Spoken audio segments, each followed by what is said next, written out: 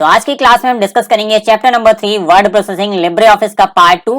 Part 1 में हमने Libre office का बेसिक इंट्रोडक्शन बताया था, किस तरह से आप लिब्रे ऑफिस डाउनलोड कर सकते हैं, इसका लेआउट क्या होता है, बेसिक ऑप्शंस क्या क्या होते हैं, कौन कौन से ऑप्शंस होते हैं, कहां पे कौन से डिटेल दिखते हैं।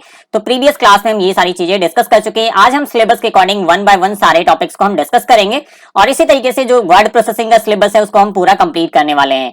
तो आज हम पहले डिस्कस करेंगे वर्ड प्रोसेसिंग बेसिक्स। इसमें भी काफी सारे टॉपिक्स हैं जिनको हम पिछली क्लास में डिस्कस कर चुके हैं, जैसे कि ओपनिंग वर्ड प्रोसेसिंग पैकेज, आप इसको कैसे ओपन कर सकते हैं। तो सिंपली आपको जाना है स्टार्ट मेन्यू पे। अगर आप विंडो 10 इस्तेमाल करते हैं या 7 या कोई भी विंडो इस्तेमाल करते हैं तो आपको सिंपली स्टार्ट मेन्यू पे क्लिक करना है और यहाँ से आपको लिब्रे ऑफिस का एक ऑप्शन मिल जाएगा जिसमें से आप इस पैकेज के जितने भी ऑप्शन हैं उन सभी को ओपन कर सकते हैं, जैसे कि राइटर, इंप्रेस, कैल्क, ड्रॉ, इनमें से कुछ भी आप ओपन करना चाहते हैं तो यहाँ पे आपको ऑप्शन मिलता है और यहाँ पे आप सिंपली क्लिक करके ओपन कर सकते हैं। अब यहाँ पे अगला ऑप्शन है टाइटल बार। क्या होता है तो मैं पिछली क्लास में बता चुका हूँ कि टाइटल बार यहाँ पे होता है। ये हमारा जो मेन टॉप बार है इसको हम टाइटल बार बोलते हैं। मेन्यू बार, यहाँ पे मेन्यूज होते हैं जो कि ये पोर्शन है, इसको हम मेन्यू बार बोलते हैं। इसी तरीके से टूल बार बोला गया तो टूल बार भी यहाँ पे ये वाला टूल बार है जहाँ पे कई सारे टूल्स अवेलेबल हैं जो आप देख सकते हो। यहाँ पे इन टूल्स को हम इस्तेमाल करके कई अलग अलग तरीके से डॉक्यूमेंट का कस्टमाइजेशन करते हैं। अगला यहाँ पे साइड बार। साइड बार यहाँ पे होता है, इस जगह पे होता है। पिछली क्लास में हम पहले भी बता चुके हैं कि साइड बार क्या होता है, किस तरह से हम इस्तेमाल करते हैं। तो आइए जल्दी से ये सारे टॉपिक्स हम एक एक करके डिस्कस कर लेते हैं। तो साइड बार अगर आप यहाँ पे क्लिक करेंगे तो यहाँ पे आपको साइड बार मिल जाएगा। कई सारे ऑप्शन है, इसको आप कस्टमाइज भी कर सकते हैं अपने हिसाब से। अगला ऑप्शन है यहाँ पे क्रिएटिंग न्यू डॉक्यूमेंट। अगर आप कोई न्यू डॉक्यूमेंट क्रिएट करना चाहते हैं तो सिंपली आपको क्लिक करना है फाइल मेन्यू पे और यहाँ पे आप जाएंगे। यहाँ पे आप Ctrl+N शॉर्टकट की का भी इस्तेमाल कर सकते हैं और यहाँ से आप न्यू डॉक्यूमेंट क्रिएट कर सकते हैं। ओके, अगला टॉपिक है ओपनिंग एंड क्लोजिंग डॉक्यूमेंट। तो सबसे पहले हम बात कर लेते हैं, जैसे कि हम अगर रन कमांड के थ्रू राइटर को ओपन करना चाहते हैं या कैल्क को ओपन करना चाहते हैं या इंप्रेस को ओपन करना चाहते हैं तो कैसे करेंगे। जैसे कि अगर हम बात करें एमएस वर्ड की तो एक्सेल ओपन करने के लिए EXE लिखते हैं, EXL लिखते हैं और ओपन हो जाता है। इसी तरीके से वर्ड लिखते हैं और सिंपली रन कमांड के थ्रू एमएस वर्ड को हम ओपन कर सकते हैं। तो यहाँ पे एक क्वेश्चन भी पूछा जा सकता है कि रन कमांड के द्वारा आप लिब्रे ऑफिस राइटर को कैसे ओपन कर सकते हैं। तो इसके लिए एक कमांड होता है जिसको बोलते हैं एस राइटर। अगर आप एस राइटर टाइप करेंगे, सिंपली अगर हम यहाँ पे विंडो R प्रेस करते हैं तो रन कमांड ओपन होता है और यहाँ पे लिखते हैं एस राइटर।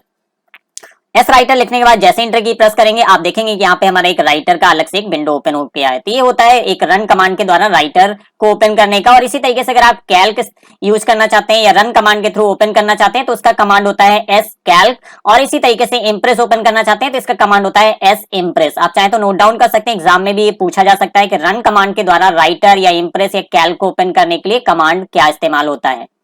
अगला यहाँ पे पॉइंट है सेव एंड सेव एज। सबसे पहले इन दोनों में हम डिफरेंस समझ लेते हैं। अगर आप कोई नया डॉक्यूमेंट बना रहे हैं और उसे आप कहीं पे सेव करना चाहते हैं तो हम सिंपली सेव का ऑप्शन इस्तेमाल करते हैं। अगर आप फाइल मेन्यू के अंदर जाएंगे तो यहाँ पे आपको सेव का ऑप्शन मिल जाएगा और इसकी शॉर्टकट की होती है Ctrl+S।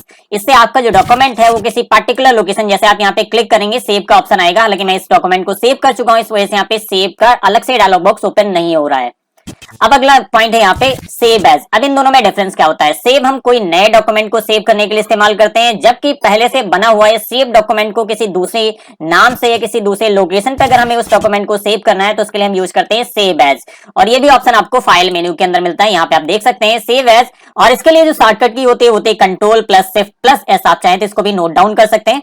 और अगला पॉइंट है क्लोजिंग डॉक्यूमेंट। अगर आप अपने डॉक्यूमेंट को क्लोज करना चाहते हैं तो कौन सा ऑप्शन इस्तेमाल करेंगे। इसके लिए हम फाइल मेन्यू पे जाएंगे, यहाँ पे आपको क्लोज डॉक्यूमेंट का ऑप्शन मिल जाएगा। आप यहाँ से डायरेक्टली क्लोज कर सकते हैं या फिर अगर आप इसको शॉर्टकट की के द्वारा क्लोज करना चाहते हैं तो आप यहाँ पे यूज करेंगे Ctrl+W और इससे आपका जो डॉक्यूमेंट ओपन है वो क्लोज हो जाएगा।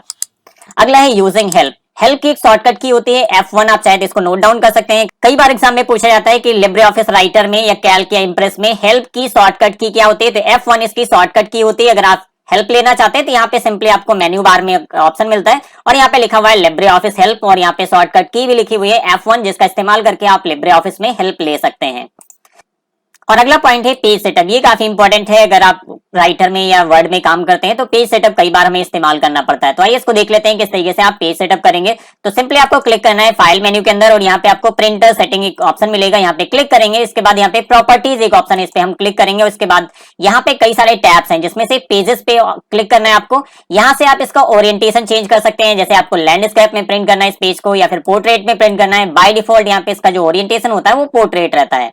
अब यहाँ से आपको पेपर साइज सेलेक्ट करना है, कौन से पेपर पे आप इसे प्रिंट करना चाहते हैं। बाय डिफॉल्ट यहाँ पे लेटर लगा रहता है और नॉर्मली जो हम लोग प्रिंटिंग के लिए इस्तेमाल करते हैं वो होता है पेपर A4 साइज। तो यहाँ से आपको A4 सेलेक्ट करना है, उसके बाद ओके करना है। ये आपका पेपर पेज सेटअप हो गया। इस तरीके से आप पेज सेटअप कर सकते हैं। अगला ऑप्शन है प्रिंट प्रीव्यू। प्रिंट प्रीव्यू भी आपको फाइल मेन्यू के अंदर मिलता है। तो यहाँ पे आप देख सकते हैं प्रिंट प्रीव्यू की शॉर्टकट की होती है Ctrl+F+O। आप चाहे तो इसका इस्तेमाल कर सकते हैं और यहाँ से जैसे आप क्लिक करेंगे आपको प्रिंट प्रीव्यू दिखेगा कि आपका डॉक्यूमेंट प्रिंट होने के बाद किस तरीके से आएगा। ये हो गया हमारा प्रिंट प्रीव्यू। और अगला पॉइंट है PDF file and saving a document as a PDF file. अगर आप अपने डॉक्यूमेंट को पीडीएफ फॉर्मेट में सेव करना चाहते हैं तो किस तरह से सेव करेंगे। इसके लिए भी आपको जाना है फाइल मेन्यू के अंदर और फाइल मेन्यू में आपको सेव एज या एक्सपोर्ट एज का ऑप्शन मिलेगा। यहाँ पे आप एक्सपोर्ट एज पीडीएफ पे क्लिक करेंगे और इस तरीके से एक अलग से विंडो आएगी। यहाँ पे कई सारे ऑप्शंस भी होते हैं, आप इसका इस्तेमाल भी कर सकते हैं। तो यहाँ पे एक्सपोर्ट पे जैसे ही क्लिक करेंगे और यहाँ पे आपको एक फाइल नेम पूछा जाएगा, आप चाहें तो इसे सेव कर सकते हैं, पीडीएफ फाइल फॉर्मेट में सेव हो जाएगा। ओके, तो ये हो गया हमारा पीडीएफ फाइल में कन्वर्ट कैसे करेंगे। तो अगला पॉइंट है टेक्स्ट क्रिएशन एंड मैनिपुलेशन। यहाँ पे हम सिलेबस के अकॉर्डिंग हर एक टॉपिक को कवर करेंगे डिटेल में, प्रैक्टिकल के साथ भी बताएंगे किस तरीके से आप क्या क्या चीजें कर सकते हैं। तो सबसे पहला है डॉक्यूमेंट क्रिएशन और यहाँ पे सिलेबस में इसको 2-3 बार दे दिए गए। डॉक्यूमेंट कैसे क्रिएट करते हैं पहले भी हम बता चुके हैं। अगला है एडिटिंग टेक्स्ट। टेक्स्ट की एडिटिंग हम कैसे करते हैं। तो यहाँ पे देखिए टेक्स्ट जब हम कुछ भी डॉक्यूमेंट बना रहे होते हैं तो कई तरीके की एडिटिंग की रिक्वायरमेंट होती है। कभी हमें कुछ नए टेक्स्ट ऐड करने हैं या फिर कुछ पहले से टेक्स्ट दिए गए हैं जिसमें से कुछ करेक्शन करना है तो हम उसे मिटाना चाहते हैं। तो अगर आप किसी टेक्स्ट को डिलीट करना चाहते हैं तो इसके लिए हम 2 कीज का इस्तेमाल करते हैं। एक तो बैक स्पेस होता है, दूसरा होता है डिलीट। अब बैक स्पेस और डिलीट में कई बार डिफरेंस पूछा जाता है कि बैक स्पेस और डिलीट में क्या डिफरेंस होता है। तो मैं आपको यहाँ पे सिंपली बता रहा हूँ कि डिफरेंस क्या होता है। यहाँ पे जैसे मैंने माउस पॉइंटर क्लिक कर दिया, आप देख पा रहे हैं सी और आर के बीच में हमारा जो पॉइंटर है वो यहाँ पे प्लेस्ड हो चुका है। अगर हम यहाँ पे बैक स्पेस प्रेस करते हैं तो सी डिलीट होगा और अगर हम यहाँ पे डिलीट प्रेस करते हैं तो आर डिलीट होगा। तो इस तरीके से आप देख सकते हैं कर्सर के राइट में अगर हमें टेक्स्ट को डिलीट करना है तो उसके लिए हम डिलीट की का इस्तेमाल करते हैं और कर्सर के अगर लेफ्ट में कोई टेक्स्ट हमें डिलीट करना है तो उसके लिए बैक स्पेस का इस्तेमाल किया जाता है। तो इससे रिलेटेड भी कई बार एग्जाम में पूछा जाता है क्वेश्चन कि डिलीट की से किस साइड का टेक्स्ट डिलीट होता है। तो ये कर्सर के राइट हैंड साइड का डिलीट की से डिलीट होता है, जबकि अगर हम बैक स्पेस की बात करें तो कर्सर के लेफ्ट हैंड साइड का जो टेक्स्ट होता है उसको डिलीट करने के लिए बैक स्पेस का इस्तेमाल किया जाता है। अगला है टेक्स्ट सिलेक्शन। अब देखिए यहाँ पे टेक्स्ट को नॉर्मली इस तरीके से सेलेक्ट कर सकते हैं हम। यहाँ पे माउस पॉइंटर को सिंपली क्या करना है, ड्रैग करना है और ड्रैग करके आप इसे सेलेक्ट कर सकते हैं। दूसरा एक ऑप्शन होता है यहाँ पे शिफ्ट के साथ में एरो की का इस्तेमाल कर सकते हैं। टेक्स्ट को सेलेक्ट करने के लिए इस तरीके से भी सेलेक्ट कर सकते हैं।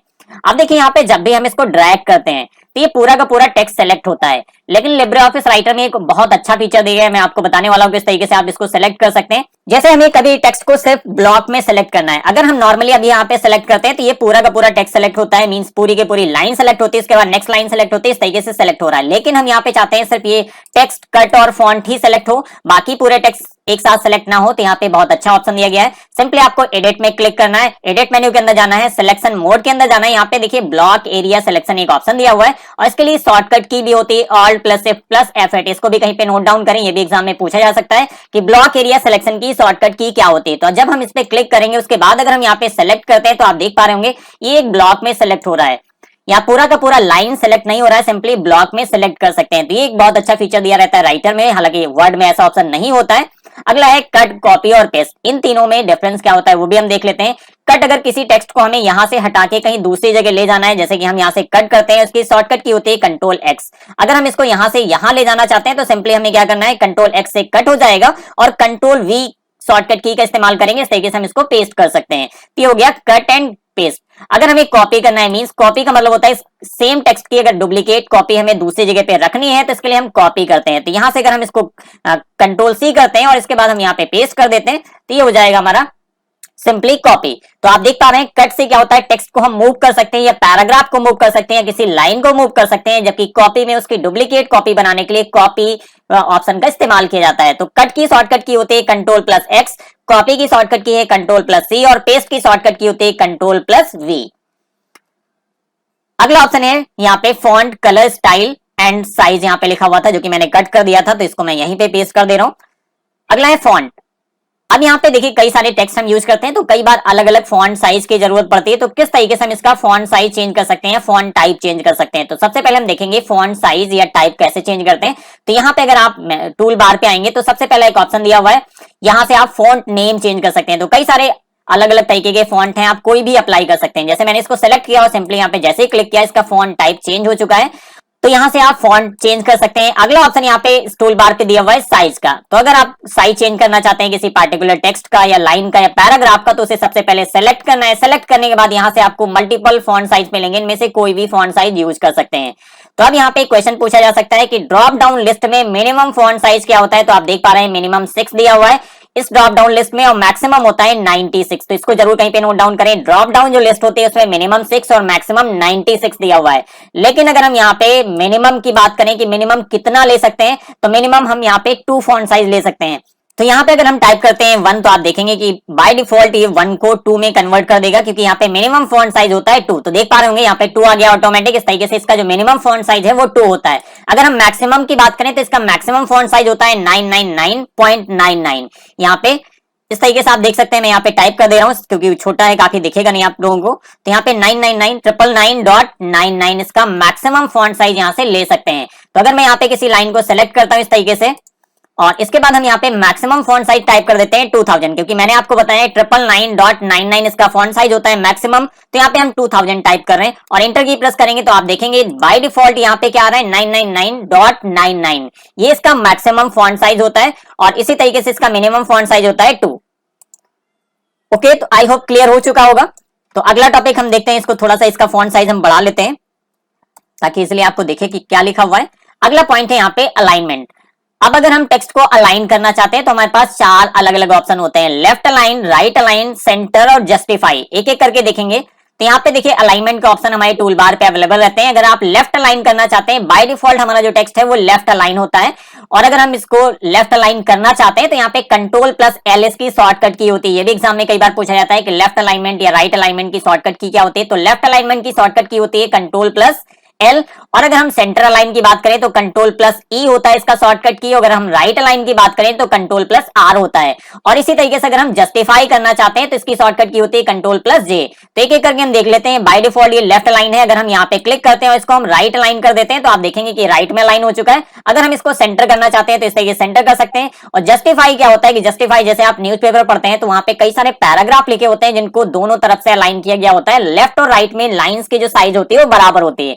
तो इस तरीके से अगर आप कोई टेक्स्ट डॉक्यूमेंट लिखते हैं और उसमें आपको लगता है कि यहाँ पे जो अलाइनमेंट है दोनों तरफ से बराबर लाइंस नहीं है, तो उसमें आप जस्टिफाई का इस्तेमाल कर सकते हैं। जस्टिफाई में क्या होता है कि जो लाइंस इक्वल नहीं होती इनमें से कुछ एक्स्ट्रा स्पेस ऐड करके उन लाइंस की जो साइज होती है वो बराबर कर दी जाती है। तो इस तरीके से वो लेफ्ट और राइट दोनों तरफ से बराबर दिखता है। आपको लगता है कि हाँ ये पैराग्राफ थोड़ा सा अट्रैक्टिव और देखने में अच्छा लगता है, तो इस वजह से हम यहाँ पे जस्टिफाई का एक ऑप्शन इस्तेमाल करते हैं। तो ये हो गया अलाइनमेंट। अगला ऑप्शन है अनडू एंड रीडू। अब इसका क्या काम होता है, इसकी शॉर्टकट कीज को हम सबसे पहले देख लेते हैं। अनडू अगर आप कुछ भी कर देते हैं, मान लीजिए कहीं पे कट कर दिया है, कॉपी कर दिया है, कुछ नया ऑप्शन ऐड कर दिया है, कोई नया टेक्स्ट ऐड कर दिया, कोई कलर अप्लाई कर दिया, उसको आप पुराने स्टेज में लेके जाना चाहते हैं तो उसके लिए हम करते हैं अनडू, और इसकी शॉर्टकट की होती है कंट्रोल+Z। और अगर इन केस मान लीजिए आपने कंट्रोल+Z करके अनडू कर दिया, अब वापस आपको लगता है कि नहीं जो पहले था वो ज्यादा सही था, तो उसको वापस लाने के लिए हम रीडू का इस्तेमाल करते हैं। इसकी शॉर्टकट की होती है कंट्रोल+Y।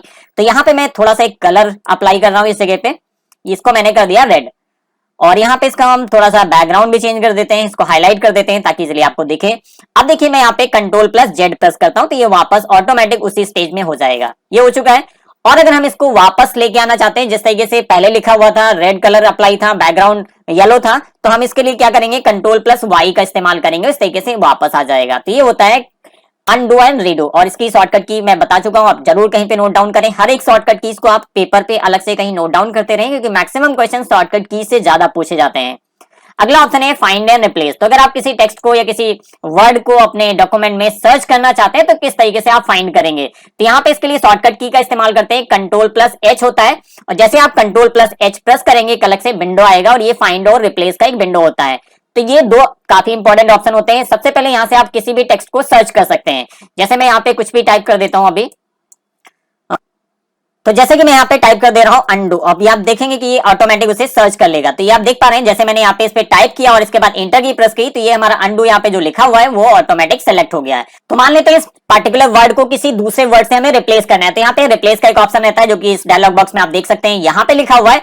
तो जितने भी जगह आपके डॉक्यूमेंट में अनडू लिखा होगा उसको आप किसी दूसरे वर्ड से रिप्लेस कर सकते हैं। मान लीजिए यहाँ पे हम इस तरीके से लिख दे रहे हैं, ये एक पर्टिकुलर टेक्स्ट डाल दिया जो कि जहां पे अंडू लिखा हुआ है पूरे डॉक्यूमेंट में, उसमें हमें बी इस तरीके से डालना है। तो सिंपली हम क्या करेंगे, इसके बाद यहाँ पे रिप्लेस पे क्लिक करेंगे और आप देखेंगे कि यहाँ पे अंडू लिखा हुआ था जो कि बी से रिप्लेस हो चुका है। इस तरीके से पूरे डॉक्यूमेंट में जहां पे भी अंडू रहेगा उन सभी जगह पे हम चाहे तो रिप्लेस ऑल पे क्लिक करके चेंज कर सकते हैं, या फिर यहाँ पे फाइंड नेक्स्ट क्लिक करेंगे, उसे रिप्लेस करते रहेंगे। तो दो ऑप्शन रहते हैं, अगर आप सभी जगह चेंज नहीं करना चाहते तो यहाँ पे सबसे पहले फाइंड नेक्स्ट पे क्लिक करेंगे, उसके बाद रिप्लेस पे क्लिक करेंगे। तो इस तरह एक एक करके दिखता रहेगा, आप वन बाय वन उसे चेंज कर सकते हैं। और इक्वली सब कहीं अप्लाई करना है, उस पूरे वर्ड को चेंज करना है तो आप रिप्लेस ऑल को चेंज कर सकते हैं। ये काफी हेल्पफुल होता है। जैसे मान लीजिए आप कोई रिपोर्ट बना रहे हैं, वहां पे किसी पर्टिकुलर पर्सन का नाम चेंज हो गया, मान लीजिए आपके कोई गाइड थे, प्रोजेक्ट गाइड है, उनका नाम चेंज हो गया है, दूसरे गाइड आ गए, उनका नाम आपको पूरे डॉक्यूमेंट में चेंज करना है।